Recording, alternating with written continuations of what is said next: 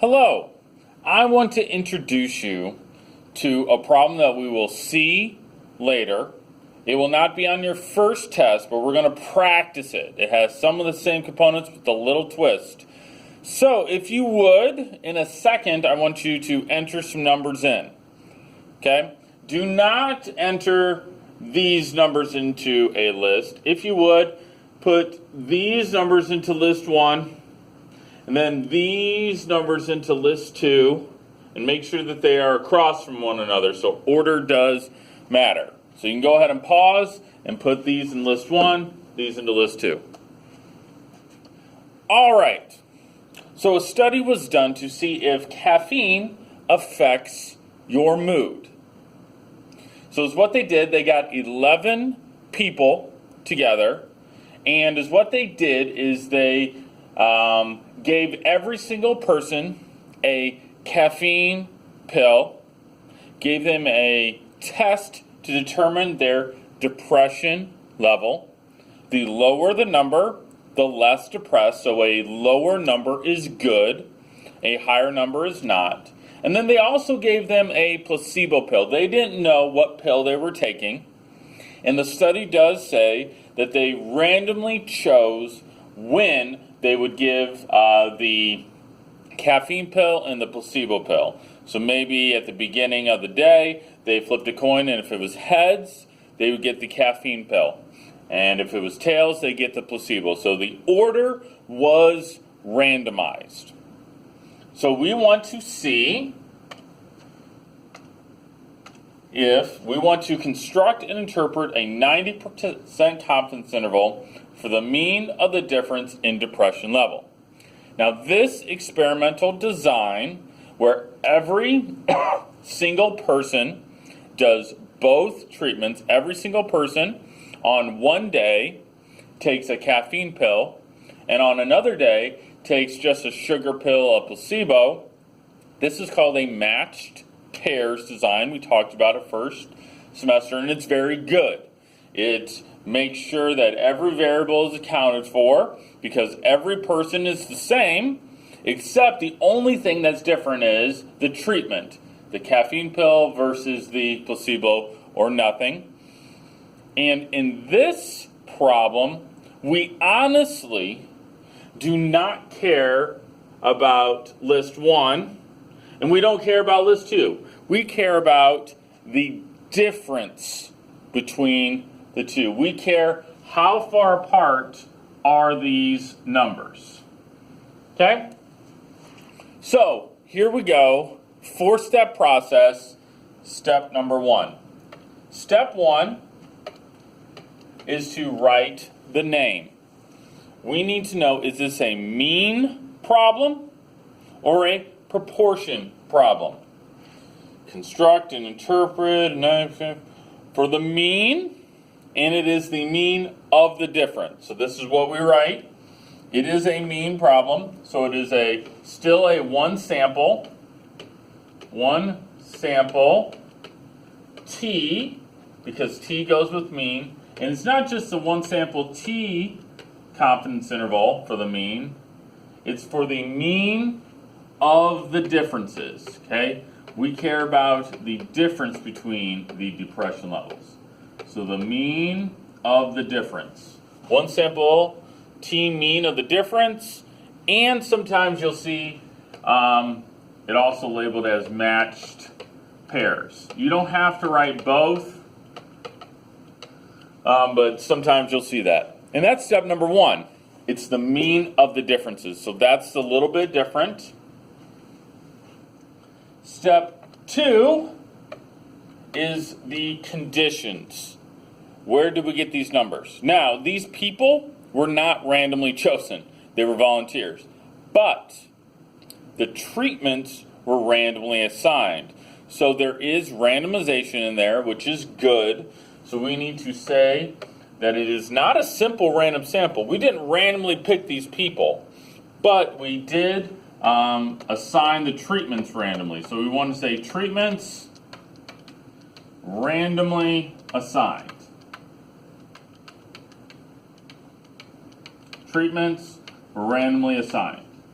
And then our normal check, we have two options.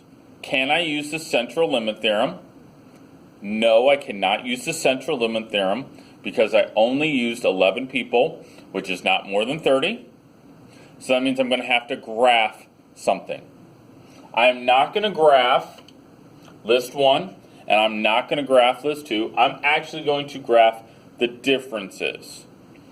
So you could, over here, it doesn't matter what you do, you just need to be consistent. You can take list 2 minus list 1, that's fine. And you could say, okay, I'm going to take list 2 minus list 1, 16 minus 5, and you type in 11. That's fine. You can go down this whole thing and do the subtraction. That's totally fine. Nothing wrong with it. I'm just going to show you a fancier way. You could highlight list 3 and go, hey, I'm going to take list 2, second 2, minus list 1, which is second 1, and it'll do the subtraction for you if you hit enter. Maybe not enter, go down. One of these. There we go. And it does the subtraction for you. Okay? Again, I'm not graphing list 1, I'm not graphing list 2, I'm graphing list 3. So now let's go and graph it. Go second, y equals, enter. I want to make sure it's turned on. I want to go to a box plot, and I want to make sure, number 1, that there are no outliers. If there are outliers, we've got a major problem. But we also want to make sure that it looks roughly symmetrical. Again, I'm not graphing list 1, I'm not graphing list 2, I'm graphing list 3. Okay, graph, and you want to make sure you hit zoom 9 so you can see everything, and there it is. If you look, the box looks very symmetrical. This tail does look a little bit longer. I don't think it looks extreme. Okay, number 1, there are no outliers. Number 2, it's not extreme. So I would say this is roughly symmetrical. So what you want to do is copy this.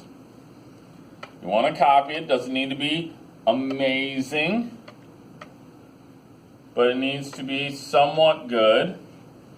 And we need to have some numbers. If you hit the trace button, you'll get some numbers. So it goes from -1 all the way to 19. -1 to 19. And we want to comment on the graph. We want to say no outliers, which is good. And there's no extreme skewness. You could say that. No extreme skewness. No major skewness. That's what I'll write. I'll do something new. No major skewness. There's a little bit. And then I want to say, hey, this is my normal check, so that it is approximately normal. So nothing too new here, just a little bit new. All right, moving on.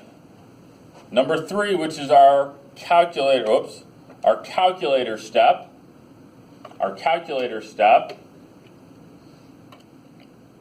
So we're going to hit stat, go over to tests.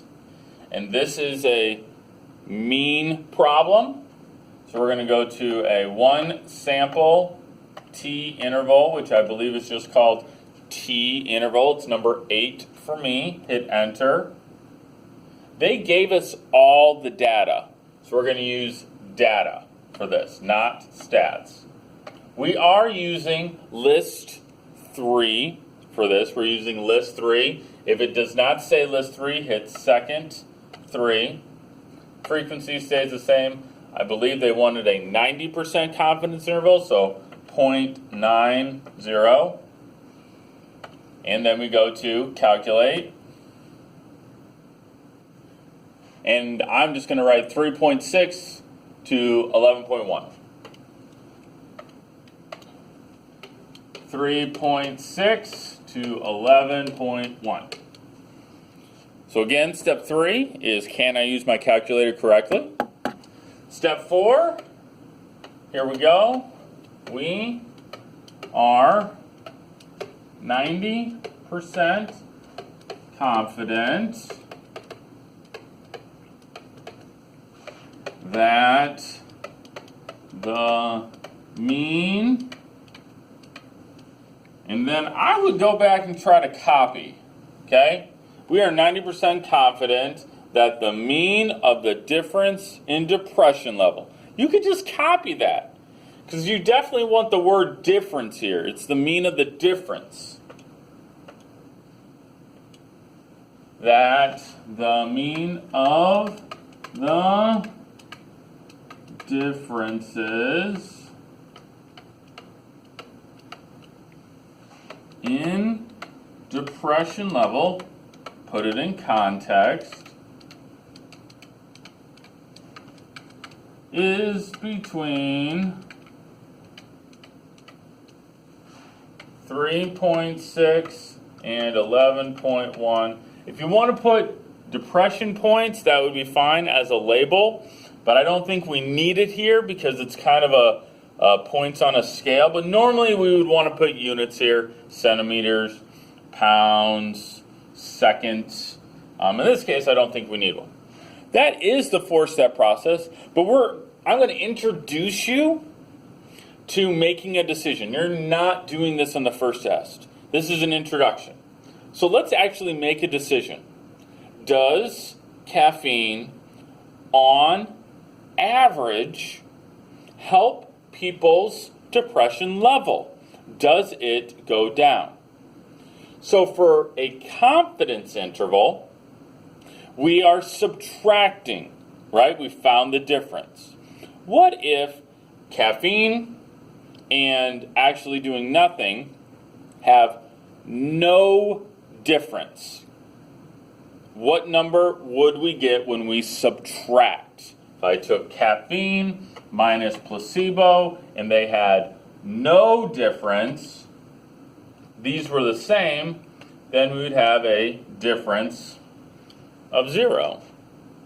So what we are looking for is 0 in our confidence interval? Is 0 a possibility?